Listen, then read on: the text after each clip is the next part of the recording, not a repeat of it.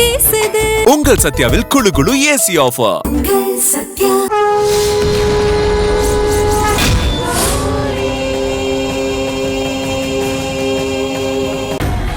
இது எனக்கும் கனகாவுக்குமான யுத்தம்.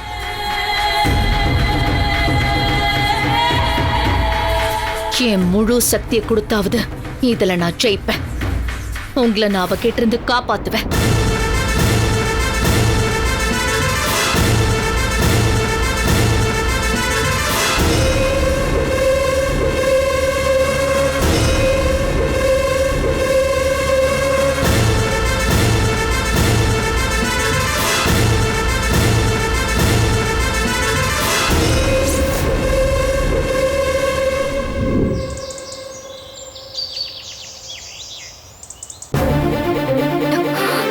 சின்னையா, பெரியா, எல்லாரும் எங்க போயிட்டீங்க? அர்ஜுன் மாமா, பெரியா எங்க இருக்காரு? ஏன், என்னாச்சு? ஏதாவது பிரச்சனையா? என்னாச்சு? என்ன தேடிக்கிட்டு இருக்க? பெரியா, நீங்க உடனே அங்க வந்து பார்க்கணும். முதல்ல என்ன விஷயம்னு சொல்லு. நான் சொல்றதை விட நீங்களே வந்து பாருங்க.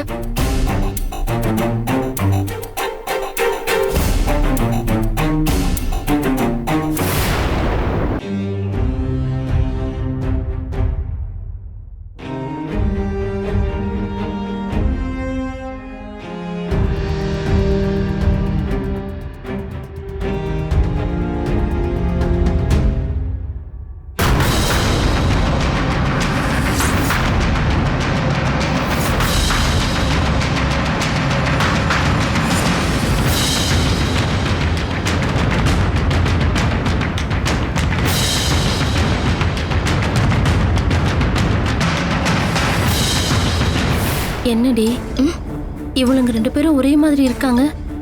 நாம அம்மன் படத்தை கிழிச்சதுக்காக கோச்சுக்கிட்டவ ஒருத்தி, பிரியாணி கொடுத்து நம்மள அரைஞ்சவ ஒருத்தி. இவங்க மேல ஆத்தா இறங்கி இருக்கா. எப்ப இருந்து இப்படி இருக்கு? தூங்கி எழுந்து பார்த்தப்பதான் தெரிஞ்சது.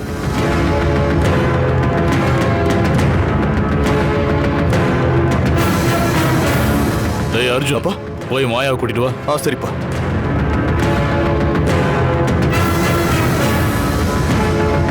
அம்மனோட போட்டோவை கிழிக்காதீங்க, அவ கோவத்துக்கு ஆளாகாதீங்கன்னு அப்பவே நான் சொன்னேன்.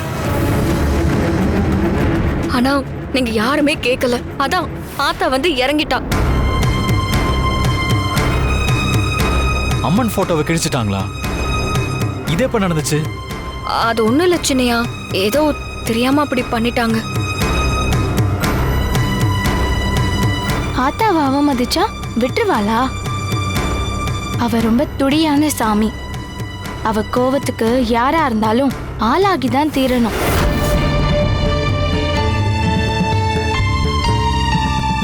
வேப்பந்தலை கொத்து வச்சு தலையில மஞ்சள் தண்ணி ஊத்தி ஆத்தாவை குளிர வச்சா மட்டும்தான் அவ இங்க இருந்து இறங்கி போவா.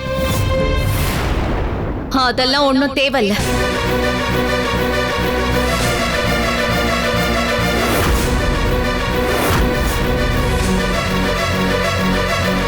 அப்படி சொல்லாத மாயா, தெய்வ குத்தமாயிரும்.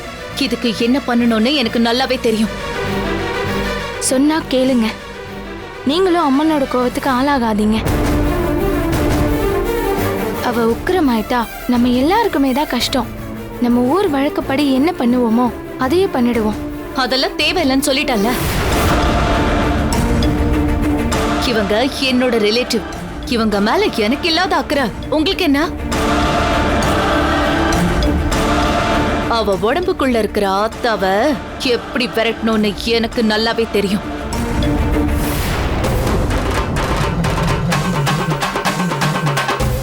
ஓஹோ, ஆத்தாவை எப்படி விரட்டணும்னு உனக்கு தெரியுமா? அதையும் பண்ணி பாரு. என் கோவத்தோட உக்கிரம் எப்படிப்பட்டதுன்னு அப்போ உனக்கு தெரியும். என்ன பெரியப்பா எதுவும் பேசாம இருக்கீங்க? நீங்க என்ன சொல்றீங்க?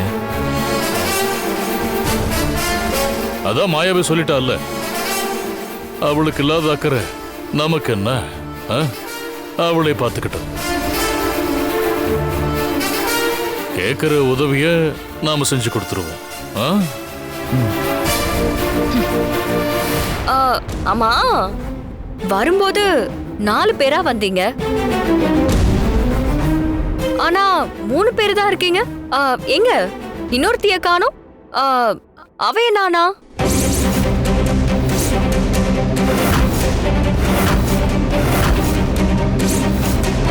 ஆமா, அவங்க பேரு மீனா தானே? அவங்க எங்க காணோம்? அவ ஒரு அவசர வேலையா ராத்திரி ஊருக்கு கிளம்பி போயிட்டா. ஓ, ஆமா ஆமா அசோக், நான் தான் அனுப்பி வச்சேன். ஆமா ஆமா, பெரியய்யா அவளை அனுப்பி வச்சத நானும் பார்த்தேன்.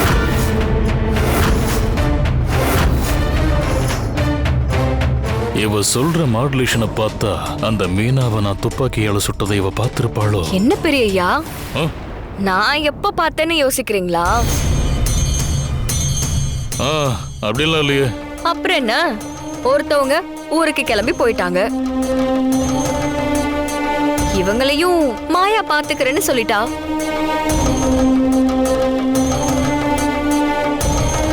இனி நமக்கு இங்க என்ன வேலை? வாங்க நாம போய் வேற வேலையை பார்ப்போம். ஆமா. மாயா, அடுத்து என்ன பண்ண போற? ஒரு டாக்டர் கூப்பிடலான்னு இருக்கேன். வாங்க. வாங்க. வா.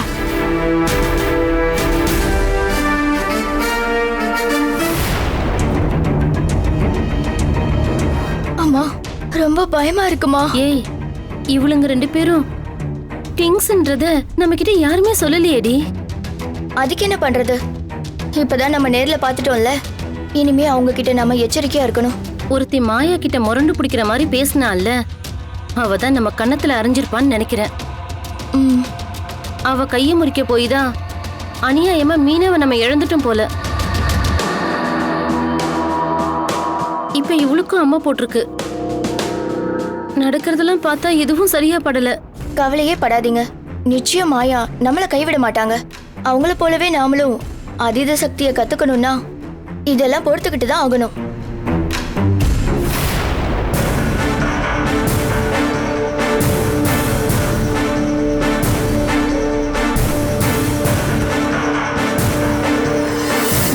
Hello doctor. ஹலோ, வாங்க.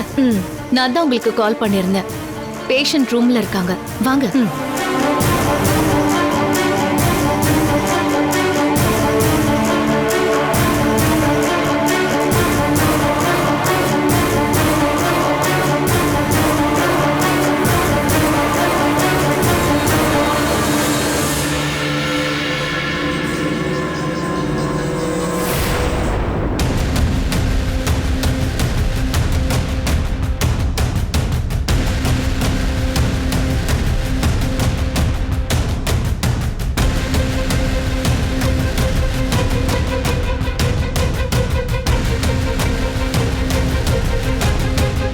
மாயா, இவங்களுக்கு அம்மா ரொம்ப சிவியரா இருக்கு. ஓப்பனா சொன்னா இவங்க ரொம்ப அபாய கட்டத்துல இருக்காங்க. இருந்தாலும் இவங்களுக்கு இன்ஜெக்ஷன் போட்டு விடுறேன். ஏதாவது முன்னேற்றம் தெரியுதான்னு பாருங்க.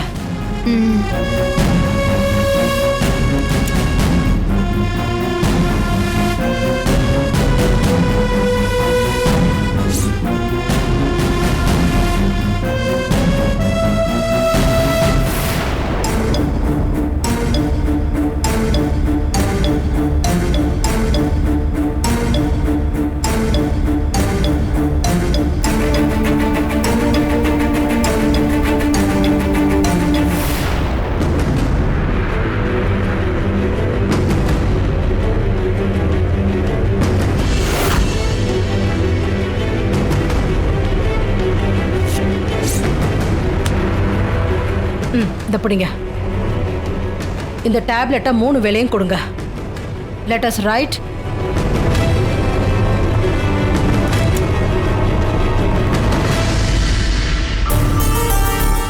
மாயா, ஒரு டாக்டரே இப்படி சொல்றேன்னு நினைக்காத. அம்மா போட்டவங்கள இந்த மாதிரி பெட்ல படுக்க வைக்க கூடாது.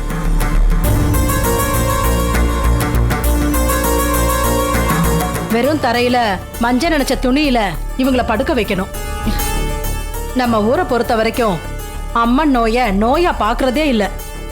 ஆத்தா இறங்கியிருக்கான்னு தான் சொல்லுவாங்க. அதான் எல்லாருடைய நம்பிக்கையும் கூட. நான் கொடுத்த மருந்து மாத்திரை மட்டும் நம்பிட்டு இருக்காதம்மா. வேப்பிலையில படுக்க வச்சு தரைக்கு மஞ்சள் தண்ணி விட்டு முறைப்படி பண்ண வேண்டியதெல்லாம் பண்ணுங்க.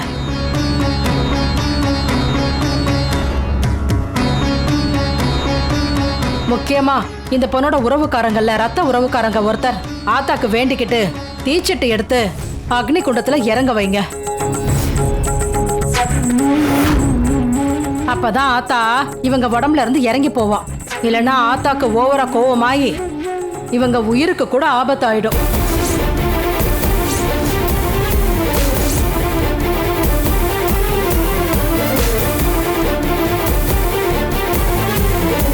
சரி மாயா, நான் கிளம்புறேன். ஏதாவது எமர்ஜென்சினா எனக்கு கால் பண்ணு. சரிங்க டாக்டர்.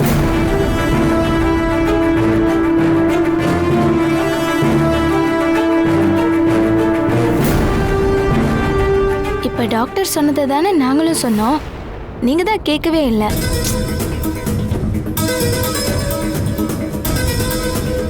பெரியப்பா, டாக்டர் சொன்னதை சாதாரணமா எடுத்துக்க வேண்டாம். அவங்க சொன்ன மாதிரியே நம்ம செஞ்சிடலாம். ஆண்டி, நீங்க ஒன்றும் கவலைப்படாதீங்க. தீச்சட்டி எடுக்கிறதுக்கான ஏற்பாட்டை நானே பார்த்துக்கிறேன். பிருந்தா அபாய கட்டத்தில் இருக்கிறதா டாக்டரே சொன்னதுனால எதையும் தள்ளி போட வேண்டாம். இன்னைக்கு எல்லாத்தையும் பண்ணிடலாம்.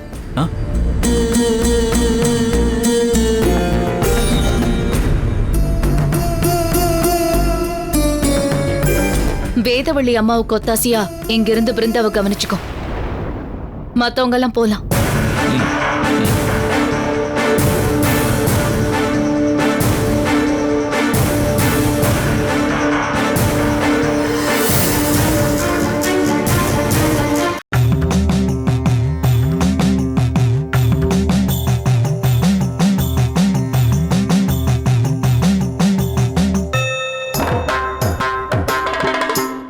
இந்தா பாத்துக்கோ. நான் போய் இளநீர் எடுத்துட்டு வரேன்.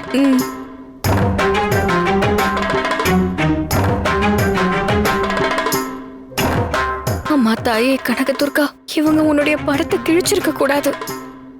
ஏதோ தெரியாம தப்பு பண்ணிட்டாங்க. அதனால உன் கோவம் தணிஞ்சு இவங்கள மன்னிச்சு நீ இவங்க உடம்புல இருந்து இறங்கி போகணும்.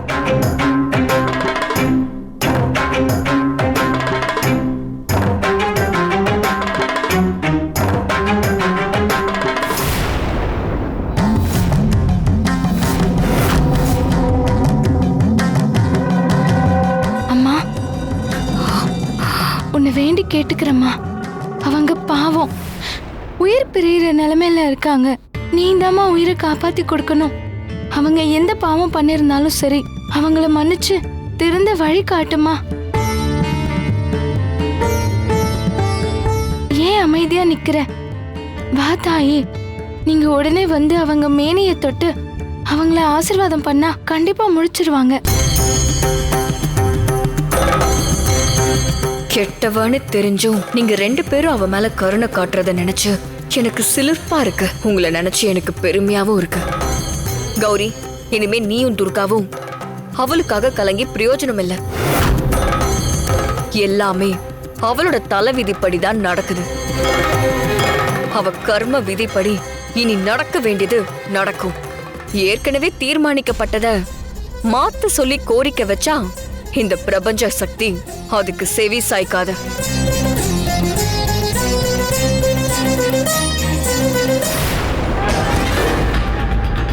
உன் கூட வந்த பிருந்தா சாக கிடக்குறா. அவளுக்காக தீச்சட்டி எடுக்கணும்னு டாக்டரே சொல்லிட்டு போயிருக்காங்க. பிருந்தாவுக்காக இந்த ஒரு சின்ன விஷயத்தை கூட உன்னால பண்ண முடியாதா? அவ உயிரோட இருக்கணுங்கிற எண்ணமே இல்லையா உனக்கு? ஐயா, அது எதுவும் பேசாத. நான் சொல்றத நீ கேட்டுதான் ஆகணும். அசோக் காட்டு கோயிலுக்கு போயிருக்கான். நீ போய் தீச்சட்டி ஏந்தி அக்னி குண்டத்துக்குள்ள இறங்குற எல்லா ஏற்பாட்டையும் அவன் பண்ணிட்டான். பிருந்தாவுக்காக நீ இதை செஞ்சுதான் ஆகணும். ஐயா, நான் ஒன்னும் பிருந்தாவோட நிஜ அம்மா கிடையாது. அவ என்னோட ரத்த உறவும் இல்ல.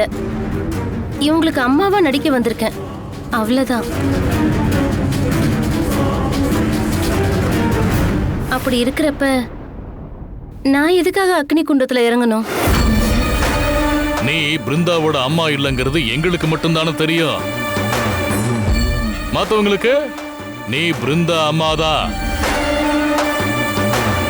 அப்படித்தானே உன்னை மாயாவே அறிமுகப்படுத்தி வச்சிருக்கா. நீ அக்னி குண்டத்துல இறங்கலன்னா நாம பண்ண வேலையெல்லாம் எல்லாருக்கும் தெரிஞ்சிடும்ல. பெரியவர் சொல்ற மாதிரி நடந்துக்கோ வேதா. பிருந்தா செத்துட்டா. அவளுக்குள்ள இருக்கிற என்னோட உசுறு வெளியேறி திரும்ப என்கிட்டயே வந்துரும். அப்புறம் பௌர்ணமி அன்னைக்கு என்ன கொன்னுடுவேன்னு சொன்னவ சுலபமா என்ன கொன்னுடுவா. பெரியவர் சொல்றத நீ செய்யலனா மாயா எனக்காக பண்ணுன அந்த உயிர் பெருக்கி பூஜைக்கு அர்த்தமே இல்லாம போயிடும். வேதா, யோசிக்காத. உனக்கு என்ன வேணும்னாலும் கேளு, அத நாங்க உனக்கு செஞ்சு கொடுக்கறோம். நீ எவ்வளவு பணம் கேட்டாலும் தரோம். நான் எதுக்காக சொல்றேன்னு புரிஞ்சுக்காம இப்படி பணம் தரேன்னு சொல்றீங்களே. தீச்சட்டியோட அக்னி குண்டத்துல இறங்க எனக்கு பயமா இருக்குங்க. என்னை விட்டுருங்க, நான் போறேன். என்னது? அக்னி குண்டத்தில் பார்த்து பயமா இருக்கா? அக்னி குண்டத்தை பார்த்தா பயமா இல்ல, ஆனா அந்த அம்மனை நினைச்சா உடம்பெல்லாம் நடுங்குது.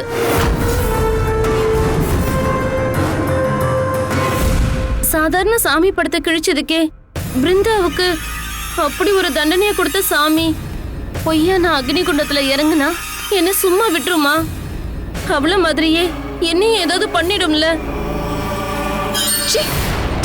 என்னோட சக்திக்கு முன்னாடி உன்னை யாரு எதுவுமே பண்ண முடியாது. நான் இருக்கேன், தைரியமா இரு. இங்க இருந்து ஓடிட்டா மட்டும் உன்னால நிம்மதியா இருந்துட முடியுமா? என்னோட கோபத்துக்கு ஆளாகாத. என்ன பகைச்சுக்கிட்டா இப்பவே இங்கே உனக்கு சமாதி கட்டிடுவேன்.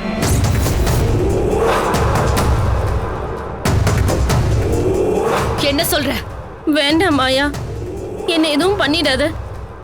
நீ சொல்ற மாதிரியே நான் நடந்துக்கிறேன். அப்பாடா, பிரச்சனை தீர்ந்தது. பிருந்தாவும் பொழைச்சுக்குவா, காவேரிக்கும் எதுவும் ஆகாது. காவேரி, நீ எதுக்கும் பயப்படாத. சரிங்க பெரியவரே.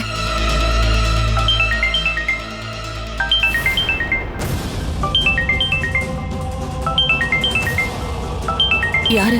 அவதான் கால் பண்றா. ஷோ, எதுக்கு கால் பண்றான்னு தெரியலையே. யாருங்க? வேற யாரு? கனகாதான். கால் அட்டன் பண்ணாதீங்க, கட் பண்ணுங்க.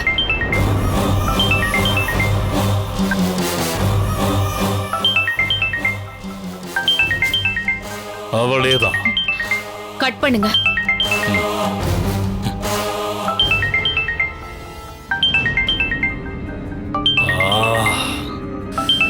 என்ன உடை?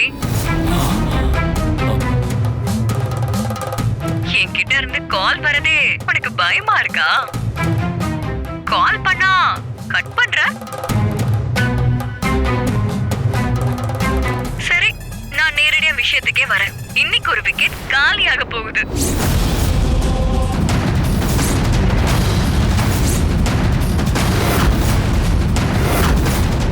அது உங்க கண் எதிரிலேயே நடக்க போகுது. உன் வீட்டுக்கு வந்திருக்கிற விருந்தாளிங்க, அதாவது காவேரியோட உயிர் பெருக்கி புகுத்தி வச்சிருக்கிற அந்த 3 உசுர்ல எந்த உசுறு போக போகுதுங்கிறது தான் சஸ்பென்ஸ். கொல்ல போறாங்களா? இல்ல மாயா, என்னால அக்னி குண்டெல்லாம் இறங்க முடியாது. என்ன ஆளை விட்டு. சொன்னதையே திருப்பி திருப்பி சொல்லிக்கிட்டு இருக்க. அதான் மாயாவே உன்னை பாத்துக்கிறேன்னு சொல்லிருக்காளே, அப்புறம் என்ன உனக்கு பிரச்சனை? ஐயா, நீங்களே சொல்லுங்க. மாயா இருக்கிறப்பவே போன்ல வந்து ஒருத்தி மிரட்டுறா. ஒரு உயிர் போக போதுன்னு வேற சொல்றா. எப்படியா நான் அக்னி குண்டத்துல இறங்க முடியும்? அவ சும்மா உன்னை பயமுறுத்துறதுக்காக பூச்சாண்டி காமிக்கிறா. இதுக்கெல்லாம் அவ பயப்படுவாங்க. வேதா, என்ன ஆச்சு உனக்கு? என்னோட சக்தியை பத்தி உனக்கு தெரியும் தானே? பெரிய திருட்டு கேஸ்ல மாட்டி ஜெயிலுக்கு போக இருந்த உன்னை ஏன் சக்தியை பயன்படுத்தி போலீஸ டைவர்ட் பண்ணி அந்த ஆபத்திலிருந்து உன்னை காப்பாத்திருக்கேன்.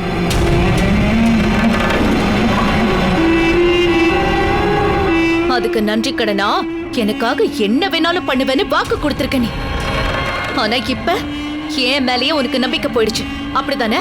ஐயோ மாயா, அப்படிலாம் இல்ல. ஆனா எனக்கு பயமா இருக்கு. நான் இருக்கேன்னு சொல்றேன்ல, உன்னை நான் பாத்துக்கிறேன். உனக்கு ஒண்ணுமே ஆகாது.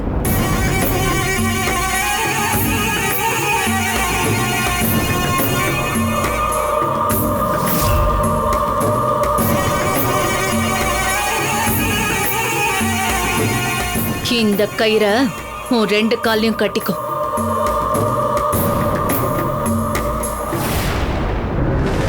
இது உன் கால்ல இருக்கிற வரைக்கும் நான் உன் கூடவே இருக்கிற மாதிரி தான்.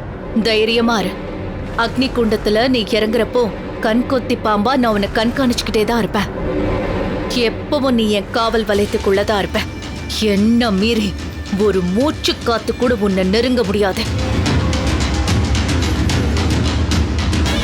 சரி மாயா, உன்னை நம்பிதான் நான் அக்னி குண்டத்துல இறங்குறேன். நீதான் என் உசுரை காப்பாத்தி கொடுக்கணும். எனக்கு நீயும் காவேரி அம்மாவும் வேற வேற இல்ல. என்ன நம்புறவங்களுக்கு நல்லது செய்யணும்னு தான் நான் இவ்வளவு காரியங்களும் பண்ணிட்டு இருக்கேன். என்ன நம்பு.